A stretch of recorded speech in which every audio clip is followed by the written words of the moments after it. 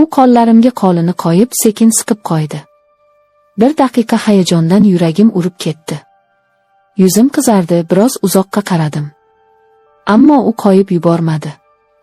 Aksincha sekin qo'llarimni mahkam ushladi.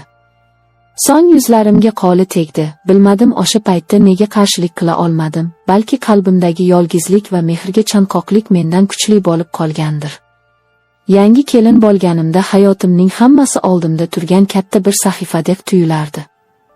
Ertaga nimalar bo'lishini bilmasdim, ammo qalbim orzularga to'la edi. Biroq taqdir shunday qilib qo'ydiki, erim to'satdan majburiyat bilan safarga chiqib ketdi. Uning ketishi bilan uydagi barcha ishlar mening yelkamga tushdi.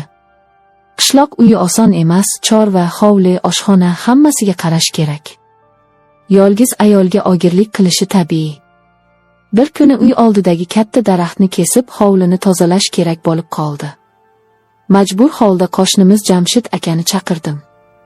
U mendan atiga 4 yosh katta, shunga qaramay menga doimo katta odamdek maslahat berib, yo'l ko'rsatib turardi. Uyning ichiga kirib kelganda yuzida tabassum, ko'zlarida esa bir xil iltifot bor edi. Uning mehribonligidan yuragim iliq bo'ldi. Jamshid aka og'ir ishlarni osongina qilib tashlardi. Qo'llari kuchli, ammo harakatlarida bir xil noziklik bor edi. Hovlida ishni tugatgach, ichkaridan choy olib chiqdim. U menga qarab, yangi kelin bo'lib, hamma ishni o'zingizga olibsiz-da, eringiz bo'lsa, yordamchi bo'lar edi, dedi. Men esa yurakdan chiqqan bir oz og'ir nafas bilan, "Ha, aka, ammo taqdir shunday. Sabr qilishdan boshqa yo'lim yo'q", dedim. Shu gaplardan keyin u sekinlik bilan ko'zlarimga tikilib turdi. Bir oz jiddiy, bir oz samimiy nazar bilan. Quloq solsangiz, gaplari juda shirin, mehribon edi. So'zlari orasida meni allaqachon o'zining nazarida ayol sifatida qabul qilayotganini his qildim. U qo'llarimga qo'lini qo'yib sekin siqib qo'ydi. Bir daqiqa hayajondan yuragim urib ketdi. Yuzim qizardi, biroz uzoqqa qaradim. Ammo u qo'yib yubormadi. Aksincha sekin qo'llarimni mahkam ushladi. So'ng yuzlarimga qo'li tegdi. Bilmadim o'sha paytda nega qarshilik qila olmadim, balki qalbimdagi yolg'izlik va mehrga chanqoqlik mendan kuchli bo'lib qolgandir. Jamshid aka yuzimni silab shipshiriq ovoz bilan, "Sizga yolg'izlik og'ir tiyayapti. Lekin siz kuchli ayolsiz", dedi. Uning ovozidagi iliqlik, qo'lidagi issiqlik menga go'yo tasalli berdi. Shu kundan keyin uning har bir qadami, har bir so'zi yuragimni boshqacha urdirardi. Kunlar o'tdi. U mening uyimga tez-tez kelib turdi. Bahona qilsa ham ish topib berdim. Birga o'tkazgan har soatimizda u meni qalban va ruhiy jihatdan o'ziga yaqinroq tortardi. Har safar ko'zlarimga qarab, gapini shirin qilib aytganda, men o'zimni boshqa olamda sezardim. U bir kuni qo'limni yana ushlab, "Men sizga qattiq qarab qo'ydim, kelin. Men uchun siz oddiy qo'shni emassiz", dedi. Yuragim titrab ketdi. Uning so'zlari go'yo ichimdagi sirni ochib tashladi. Men ham yolg'izlikdan charchagandim, birovning e'tiboriga, iliq qo'liga chanqoq edim.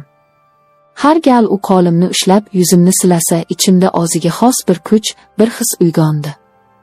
Hatto kechalari yotganda ham uning ovozini, shirin so'zlarini, qo'llarimni qachon ushlaganini eslab yotardim. Ertalabdan uy ishlari boshlanar, hovlini supurib, tandirni yoqib, non yopar, so'ng idishlarni yuvib, chorvaga yem tashlab yurardim. Yolg'iz kelin bo'lish oson emas, ba'zan qo'llarim titrab, belim og'rib ketardi. Shunday paytlarda Jamshid akaning kelib qolishini ich-ichimdan xohlar, garchi o'zimga tan olmasam ham, uni ko'rishga intiq bo'lardim. Bir kuni ertalab hovlida sigirni bo'glay olmay qiynalayotganimda u darvozadan kirib keldi. Ovozini past qilib, kulimsirab, "Keling, yordam beray, siz qiynalib qoldingiz", dedi. Men indamay yon berdim. U sigirni mahkam bo'gladi, qo'llarining kuchini ko'rib, beixtiyor ichimdan qoyil qoldim. So'ng sekin yonimga kelib, bilagimni tutdi. Shundoq yumshoq va iliq ushladiki, yuragim o'sha zahoti tez ura boshladi. "Kelin, sizni qiynashmayaptimi? Eringiz yo'qligida hamma og'irlik sizga tushibdi", dedi u ko'zlarimga tikilib. Men boshimni egdim, lablarimdan faqat "hammasi yaxshi" degan so'z chiqdi. Ammo ichimdan yo'q, yaxshi emas, juda ham og'ir deb qichqirgim keldi. Shu suhbatdan keyin u ko'proq keladigan bo'ldi. Har safar kelganda qo'llari ishga yaroqli, tili esa shirin bo'lar, gapirganda yuragimni eritib yuborardi.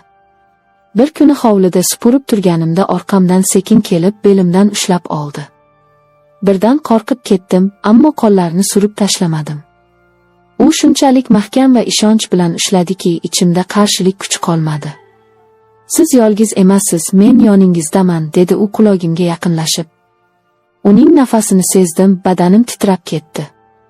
Shunda yuzlarim qizarib, ko'z yoshlarim chiqay deb qoldi. Chunki bu mehrga, bu iliqlikka anchadan beri zor edim. Kun sayin u meni o'ziga rom qilar, men esa unga tobora yaqinlashardim.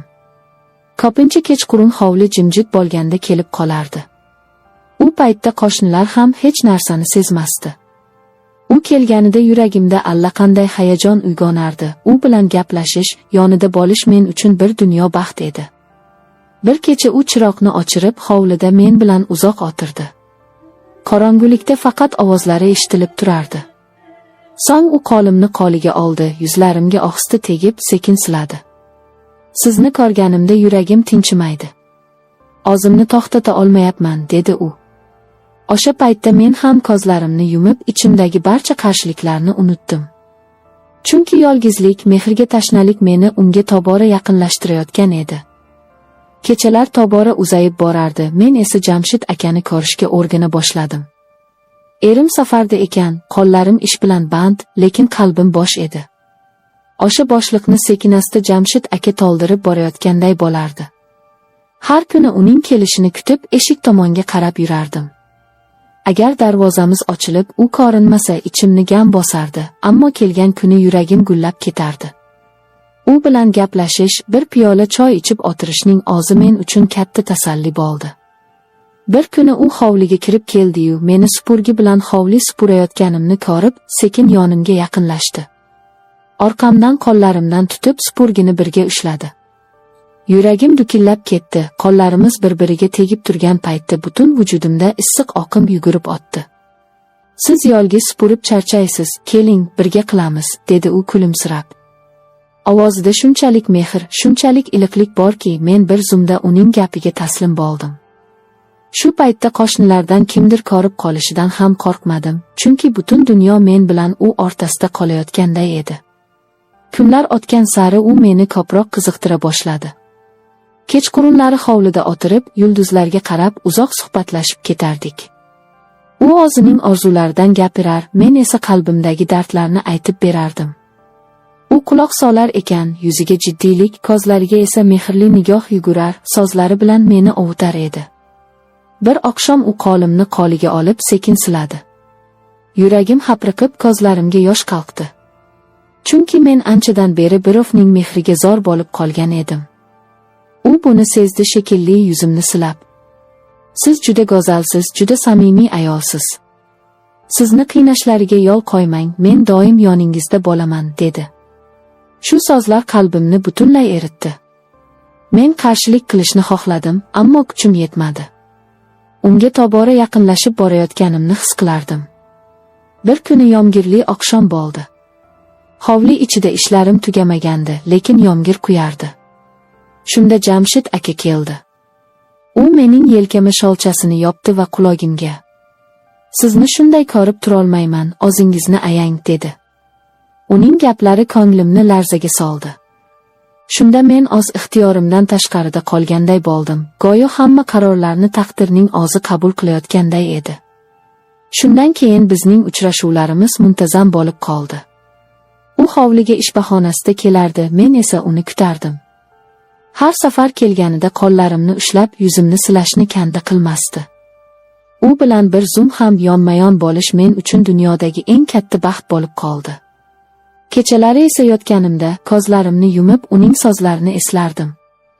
"Siz yolg'iz emassiz, men yoningizdaman", degan gaplari qulogimda jaranglab turardi. Yuragim esa u gaplarni qayta-qayta his qilardi. Uning mehribon nigohi, qo'llarining issiqligi, so'zlarining shirinligi meni kundan kunga o'ziga ko'proq bog'lab qo'yardi. Endi men uchun hayotning ma'nosi uning kelishida, menga qarashida va yonimda bo'lishida edi.